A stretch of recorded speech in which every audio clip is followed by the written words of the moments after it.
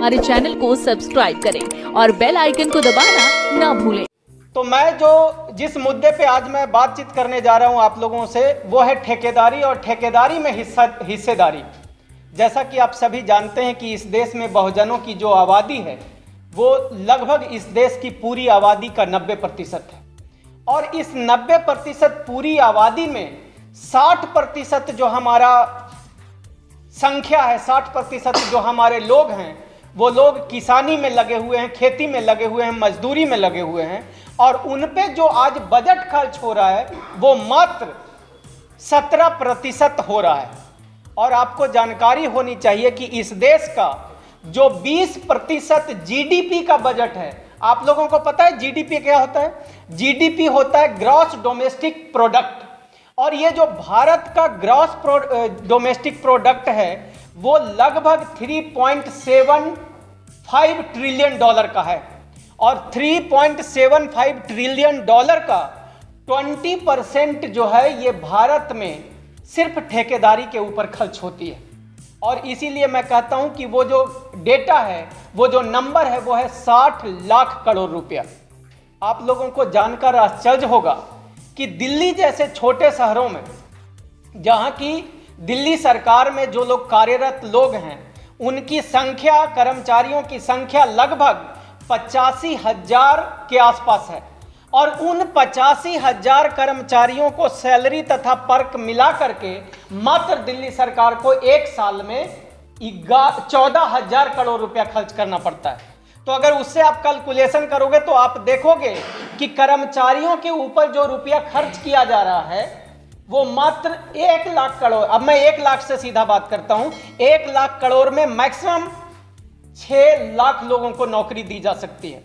तो तभी मैं आपको कह रहा था कि अगर मेरी बातों को सीरियसली आप लोग समझेंगे और इस मुद्दे पे अगर आज से आप लोग बात करना शुरू कर देंगे तो करोड़ों युवाओं को इस देश में नौकरी मिल सकता है। वो है ठेकेदारी, क्योंकि ठेकेदारी का जो बजट है वो है 60 लाख करोड़ रुपया।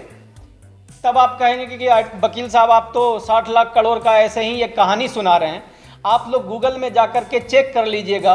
वर्ल्ड बैंक का जो इंडिया ऑफिस का उसका रिपोर्ट है, उसने कहा है कि जीडीपी का 20% जो अमाउंट है वो खर्च हमारा हो रहा है किसके ऊपर? सिर्फ ठेकेदारी में। और ठेकेदारी को मुझे लगता है कि यहाँ बैठे सभी साथी जरूर समझते होंगे कि अगर आपके सामने का घर का गली या नाली 1 लाख रुपए में बनता है तो उसका सरकारी बिल कम से कम 20 लाख रुपए का बनता है। मिला जुला के मेरा कहने का मतलब यह है कि ठेकेदारी में अगर हिस्सेदारी इस देश की 90% आबादी का हो जाए तो उसको सर्वांगीण विकास के लिए वो आज के बाद से उसका जीवन बदलने लग जाएगा। अब इसको समझिएगा। देखिए, दूसरा निर्मला सीतारमण का नाम आपने सुना था। निर्मला सीतारमण ने भी बताया कि जीडीपी का 20% जो है वो खर्च हमारा हो रहा है ठेकेदारी में। और ये जो 60 लाख करोड़ रुपया है, आपको सुन के ताजुब होगा कि भारत सरकार का एक साल का बजट मात्र 45 लाख करोड़ है। कितना है? मात्र 45 लाख करोड़ रुपया, और 60 लाख करोड़ रुपया हम लोग ठेकेदारी में खर्च करते हैं। ये आपको थोड़ा मेरी बातों पे विश्वास नहीं होगा, तब मैं आप लोगों को समझा देता हूं ताकि आपको इसको समझने में और अपने लोगों को समझाने में थोड़ी सुविधा हो।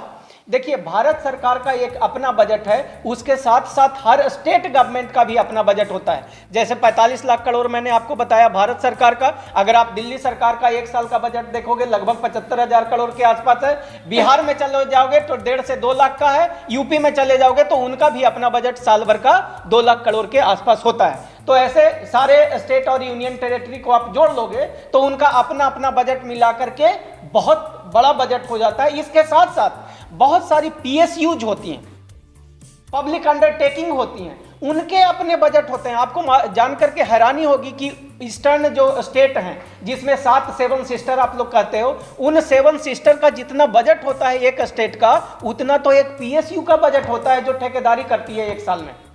और आपको जानकर के सबसे बड़ी तारीफ और ताजुब तब होगा कि भाई उस ठेकेदारी में 60 लाख करोड़ रुपया जो भारत सरकार, ये सरकारी पैसा है, कोई प्राइवेट पैसा नहीं है, इस 60 लाख करोड़ में हमारा जो है हिस्सेदारी इस देश के बहुजनों का, एससी एसटी ओबीसी और माइनॉरिटी का, डायमंड परिवार का 0.01% के लगभग है। समझ में आ रहा है बात आपको? ये कितना गंभीर विषय है।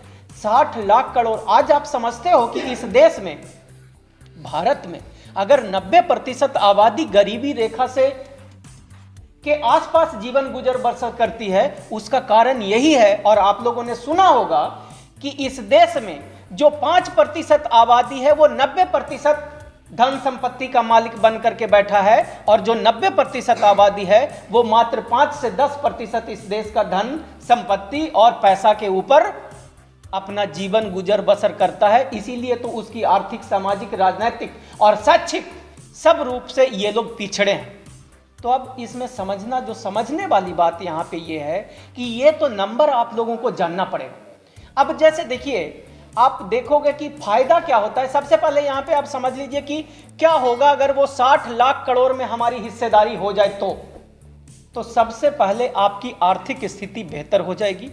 आज जो आप जॉब सीकर बने हुए, जॉब मांगते फिरते हो, आज जब मैं फील्ड में घूमता हूं, अपने विधानसभा में घूमता हूं, लोकसभा में घूमता हूं, तो मैं देखता हूं कि 100 में 95% पढ़े लिखे बहुजनों के बच्चे आज बेरोजगार हैं।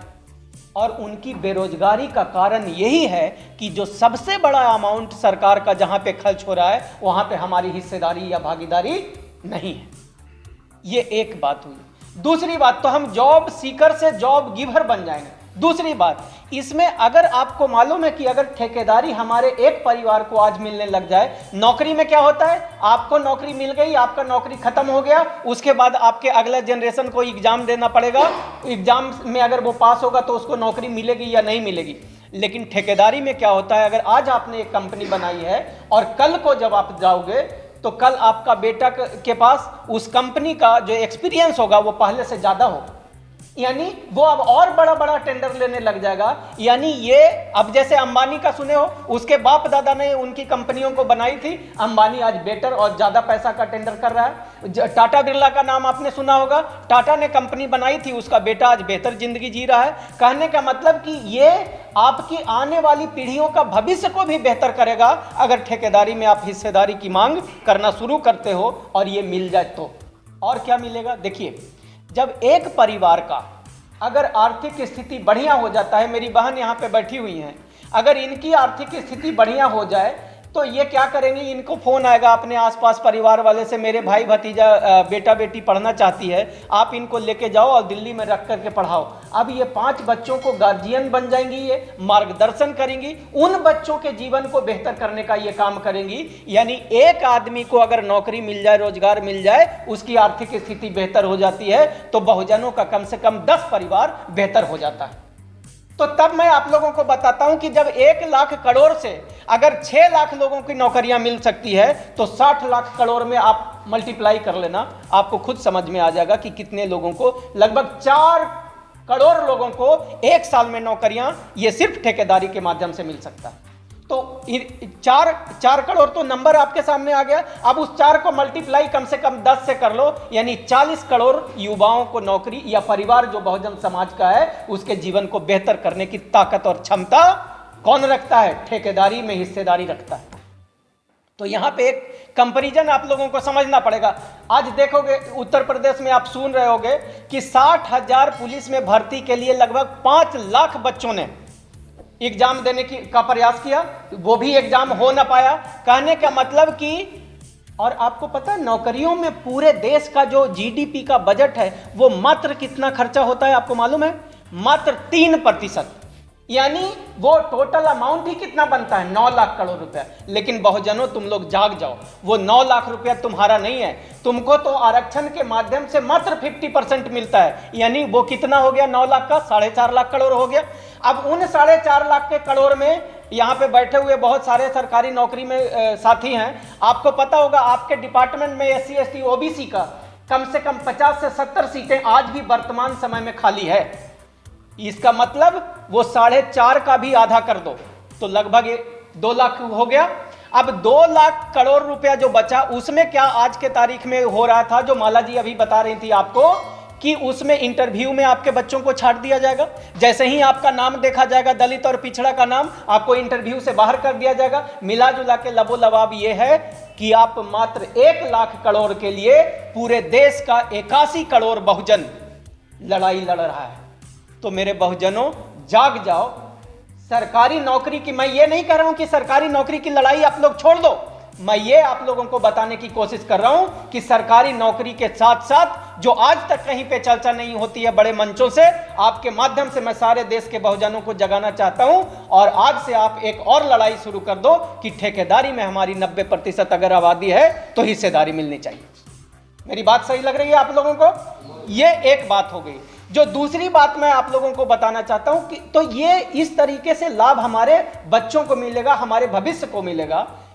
तो अब हमको रोक कौन रहा है? और आज तक मीडिया में कभी चर्चा क्यों नहीं होता है ठेकेदारी में, हिस्सेदारी में का?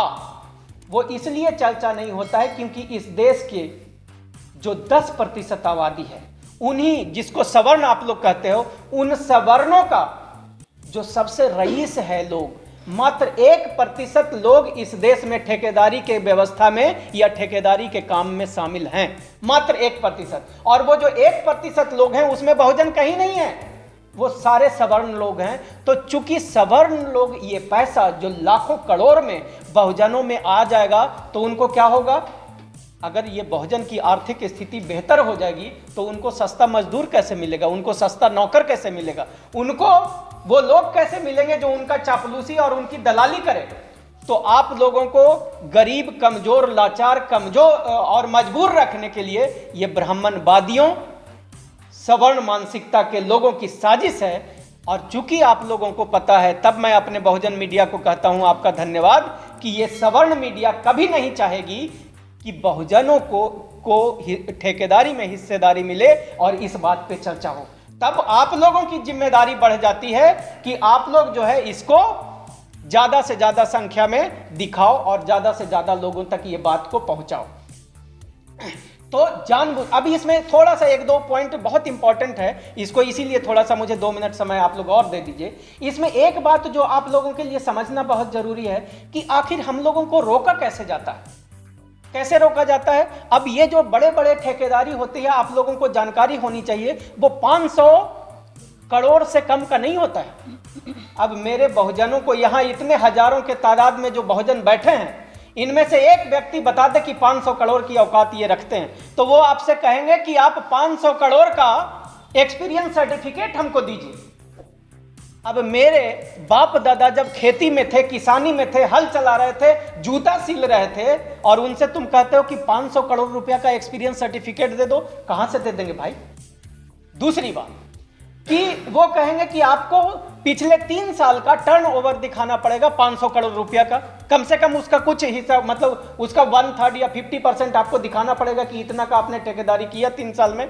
वो भी हमारे लोग कहां से दिखा देंगे? जब सवर्ण लोग हम लोगों को उस व्यवस्था में आने नहीं दिए तो हम लोग कैसे दिखा देंगे? तो आप लोगों को समझना पड़ेगा कि इस प्रकार के कानून बना के हमारे लोगों को व्यवस्था में आने से रोकने का एक साजिश किया जाता है। और आपको मालूम होना चाहिए कि ये जो हिस्सेदारी की मैं बात कर रहा हूं, ये हिस्सेदारी की बात से अकेला इंडिया में नहीं हो रहा है, ये हिस्सेदारी यूएसए में भी चलता है। और यूएसए में जो एमबीई होता है, माइनॉरिटी बिजनेस वाले जो लोग होते हैं, उनको भी सरकार, जैसे यहाँ के जो गरीब लोग, अगर हम लोग हैं बहुजन लोग, तो वहाँ की सरकार जिस प्रकार से करती है, वो क्या करती है कि जो कमजोर लोग होते हैं, 40 करोड़ रुपए से ज्यादा जिनका टर्नओवर होता है, तो उनको वहां पे जो माइनॉरिटी में होते हैं, $50,000 के आसपास है, तो वो जो भी रुपया आप कैलकुलेट कर लेना, तो 40 लाख के आसपास है। तो वो अमाउंट जो है, अगर उतना का टर्नओवर किसी के कंपनी का होता है, तो सरकार उसको फाइनेंशियल सपोर्ट करती है और मैनेजमेंट का भी सपोर्ट उसको देती है और टेक्निकल सपोर्ट भी करती है।